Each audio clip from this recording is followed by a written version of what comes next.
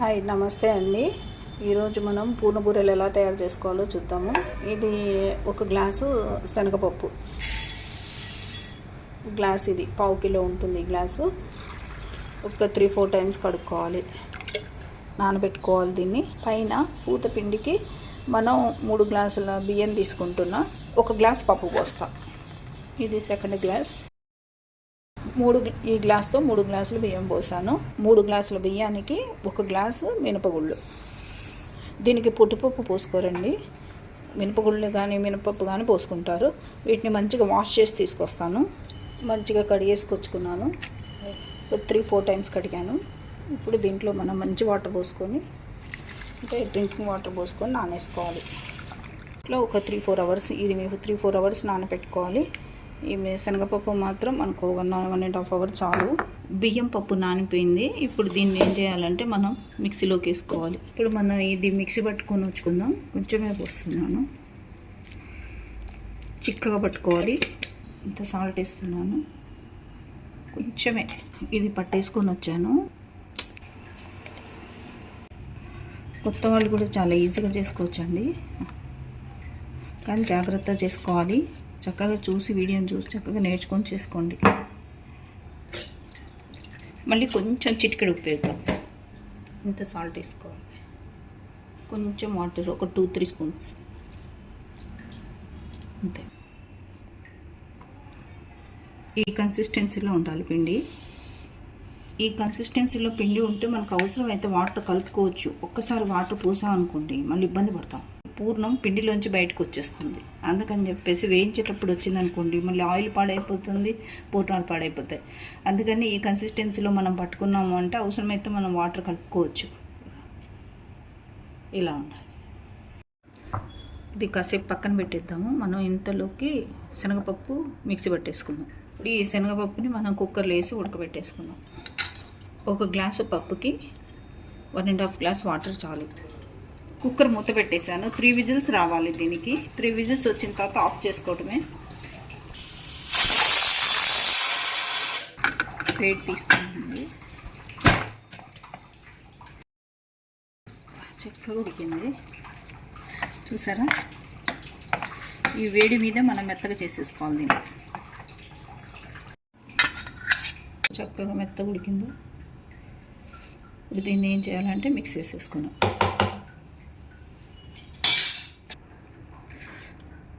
ఈ మెత్తగా అయిందంతా దీంట్లో వేసేసుకుందాం. చూసారా ఎంత మెత్తగా పట్టుకోవాలో? ఇలా మెత్తగా చేసుకోవాలి.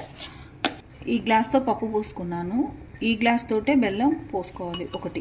మీకు బాగా స్వీట్ తింటా అంటే ఇంకొంచెం పోసుకోవచ్చు, తక్కువ తింటా అంటే 3/4 గ్లాస్ వేసుకోవచ్చు. కొంచెమే వాటర్ పోతాం.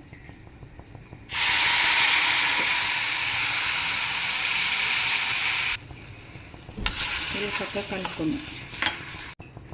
ఇట్లా వేసుకొని కూడా చేసుకోవచ్చు పాకంలాగా. లేకపోతే కనుక బెల్లం తరుక్కొని పప్పు ఇప్పుడు మిక్సీ పట్టుకున్నాం కదా, పప్పుతో పాటు బెల్లం కూడా మిక్సీ వేసుకోవచ్చు. కానీ ఇలా ఎందుకు చేస్తున్నానంటే బెల్లంలో నలకలు ఉంటాయి. ఇక చూడండి, నలక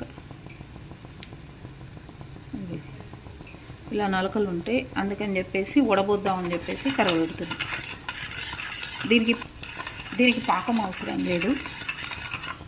బెల్లం కరిగేదాకా ఉంచేసేసి మనం పప్పు ఉంటుంది కదా, ఉడకబెట్టిన పప్పులో ఈ బెల్లం పోసేసుకోవటం వడగట్టి. ఇప్పుడు ఇది చల్లార పెట్టేసుకున్నాం. ఇది ఇట్లా కొంచెం కలుపుకోవాలి. ఇప్పుడు ఈ కరిగిన బెల్లాన్ని దీంట్లో పోసేసుకోవాలి.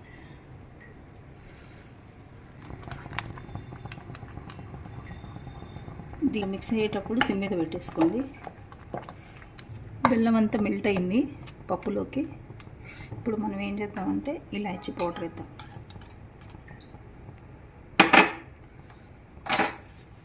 పచ్చకర్పూరం వేద్దాం. పచ్చకర్పూరం ఎక్కువగా వేసుకోకండి, ఒగరు కనరులాగా వస్తుంది. పచ్చకర్పూరం వేయటం వల్ల ఏంటి అంటే ఒక మంచిగా టెంపుల్స్లో ఉన్నటువంటి మంచి ఫీలింగ్ వస్తుంది, టెంపుల్స్ ప్రసాదంలాగా. రెండోది ఏంటంటే మంచి టేస్ట్ ఎన్హాన్స్ అవుతుంది. దీంట్లో బెల్లం మెల్ట్ అయిపోయింది. ఇప్పుడు మనం దీంట్లో కొంచెం నెయ్యి వేద్దాం. నేను ఇంట్లో చేసిన నెయ్యి ఇది.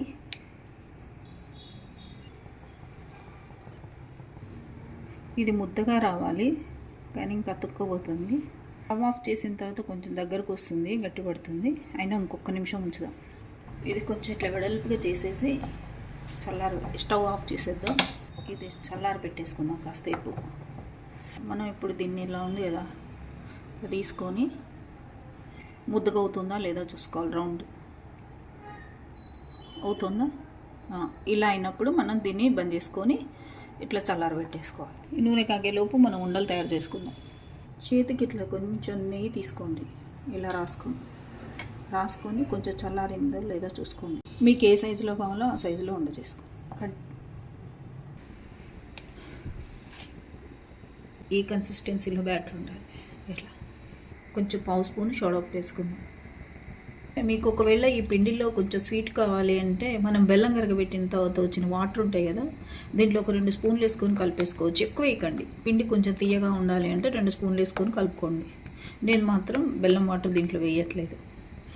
బెల్లం వేసుకోవచ్చు, పంచదార వేసుకోవచ్చు, మీ ఇష్టం.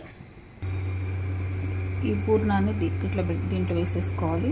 మీరు చేతితో వేసుకోవచ్చు, స్పూన్తో వేసుకోవచ్చు, మీకు ఎలా కావాలంటే అలా వేసుకోండి.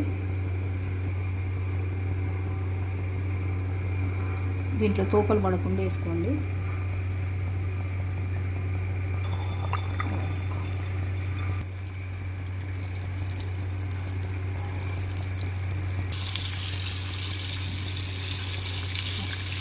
తక్కువ వేసుకోండి. తక్కువ వేసుకొని ఒక 3, 4, 5 అంతకంటే ఎక్కువ వేసుకోకండి. పూర్ణాలు వేడి మీద కదపకండి, అలాగే కదపండి. చక్కగా వేగుతున్నాయి. కొంతమంది పిండిలో పసుపు కూడా వేసుకుంటారు కలర్ రావడానికి. ఒకవేళ మీకు కలర్ కావాలి అంటే మినపిండిలో పసుపు వేసుకోవచ్చు. ఒక 3-4 అట్లా వేసుకోండి. ఎక్కువ నూనెలో చక్కగా మంచిగా వేగుతాయి. ఇట్లా వేగుతాయి చక్కగా.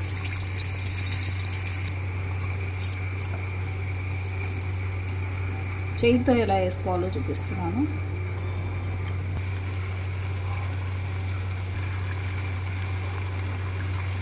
కొత్తగా చేసుకునే వాళ్ళు చాలా జాగ్రత్తగా చేసుకోవాలి. చాలా స్లోగా చక్కగా టిప్స్ ఫాలో అవుతూ చేయండి. ఎందుకంటే పూతపిండి ఇదైపోయి పగిలి బయటకు వచ్చేస్తుంది పూర్ణం. ఇందాక స్పూన్తో వేసి చూపించాను, ఇప్పుడు చేతితో వేసి చూపించాను. చూడండి ఎంత బాగా వచ్చినాయో. చూడండి ఎంత బాగా వచ్చినాయో. ఎలా వస్తున్నాయండి, చాలా బాగున్నాయి కదా. చూడండి కలర్ఫుల్గా ఎంత బాగున్నాయో, ఎంత బాగా వచ్చినాయి చూడండి. మీకు ఎలా వస్తే అలా వేసేసుకోండి. ఏది ఈజీ అనిపిస్తే అలా వేసుకోండి. ఎలా ఉన్నాయండి పూర్ణాలు? శ్రావణ శుక్రవారం చక్కగా పూర్ణాలు చేసుకోండి, చక్కగా ఎంజాయ్ చేయండి, మంచి లక్ష్మీ పూజ చేసుకోండి, పూర్ణాలు నైవేద్యం పెట్టండి. ఎంత బాగున్నాయి కదా పూర్ణాలు, చాలా బాగా వచ్చినాయి కదా. ఇంకోటి ఏంటంటే ప్రతి శుభకార్యానికి పూర్ణం చేస్తారు. ఈ పూర్ణాన్ని ఎలా తినాలి అంటే, పూర్ణం యాక్చువల్గా హోల్ పెట్టుకొని, దీనికి పూర్ణాన్ని హోల్ పెట్టుకొని దీంట్లో నెయ్యి వేసుకొని తింటారు. అట్లా తింటే ఏంటి అంటే, ఎంత నెయ్యి వేసుకుంటే అంత హెల్దీ అనమాట.